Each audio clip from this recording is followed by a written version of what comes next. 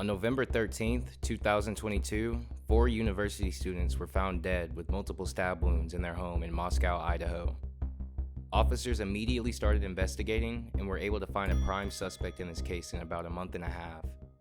An affidavit released by authorities showed the sequence of events to this crime.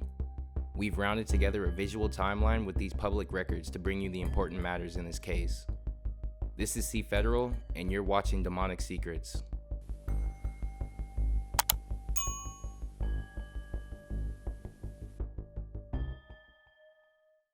It's 9 p.m. local time on Saturday, November 12, 2022, in Moscow, Idaho. According to an affidavit released by authorities, Xana Kernodle and her boyfriend, Ethan Chapman, are seen hanging out at the Sigma Chi house. Their roommates, Kaylee Gonzalez and Madison Mogan, are at a corner club at this time. It's a historic sports bar in town, and they stay there for about 3 hours. Around 1:30 a.m., Kaylee and Maddie leave the corner bar.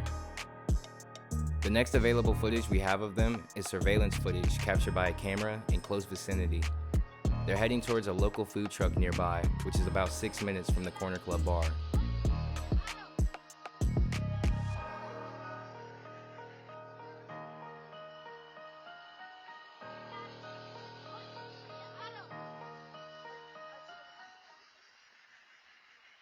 The food truck that they happened to stop at was streaming live on Twitch since 10 o'clock that night.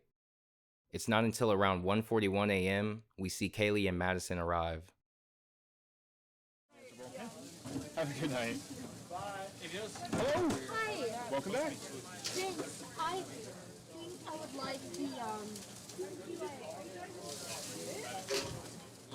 But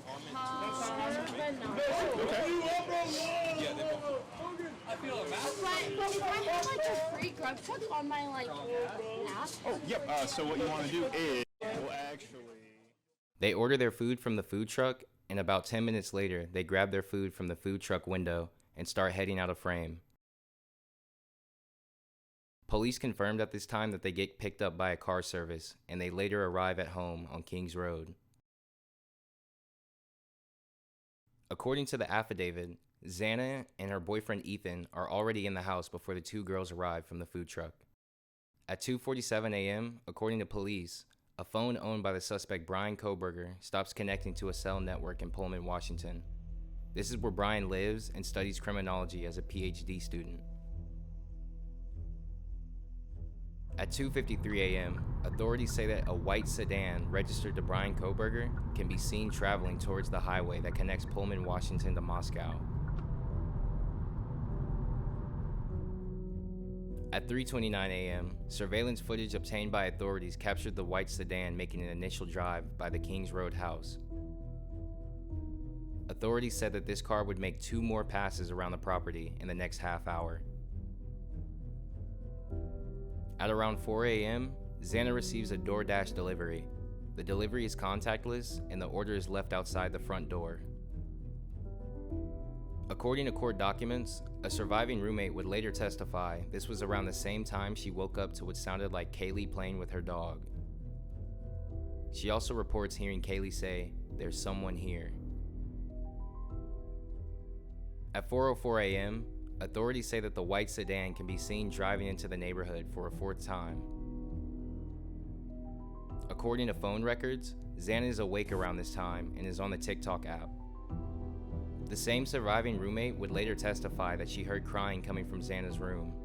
When she opens her door for the 2nd time, she hears a male voice say something to the effect of, "It's okay, I'm going to help you."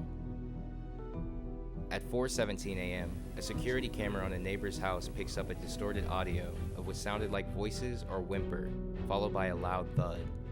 A dog can also be heard barking numerous times. This camera is less than 50 feet away from Xana's bedroom.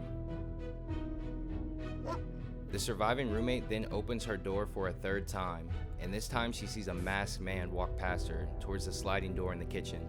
She locked herself in her room shortly after.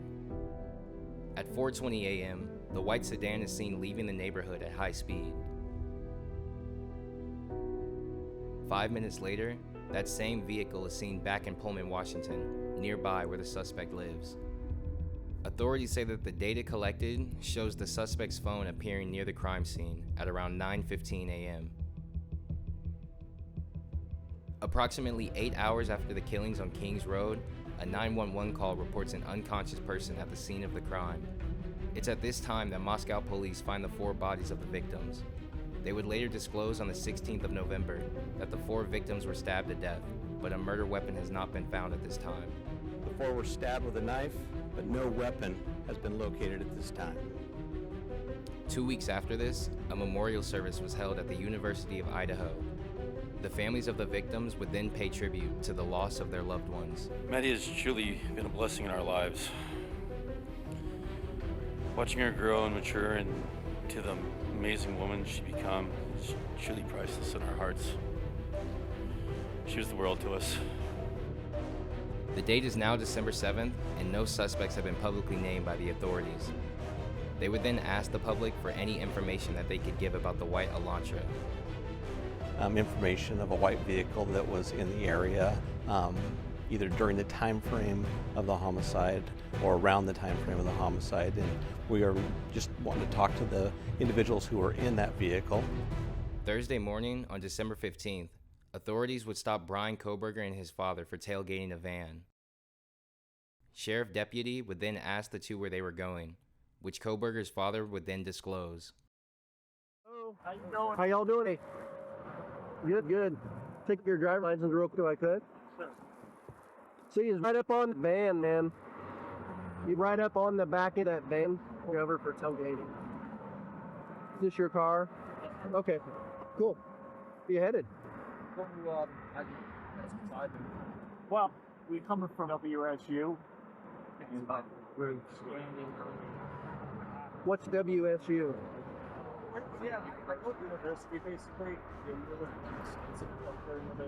Not long after this, the two would then be pulled over again, but this time by Indiana police officers.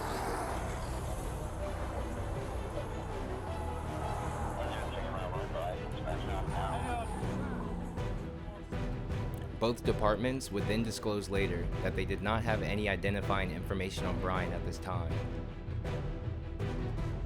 On December 30th, Kohberger would be arrested at his parents' house in Pennsylvania. The FBI identified him by linking DNA evidence from Kings Road to a genealogy database. January 3rd, he's extradited back to Idaho, where he would be facing charges of felony burglary and 4 counts of first-degree murder. In a statement released by his extradition lawyer in Pennsylvania, Bryan Kohberger would be eager to be exonerated of these charges. He believes he's going to be exonerated. That's what he believes. Those were his words. So he's really been very easy to talk to, actually. He now remains in custody and is awaiting his trial in June of 2023.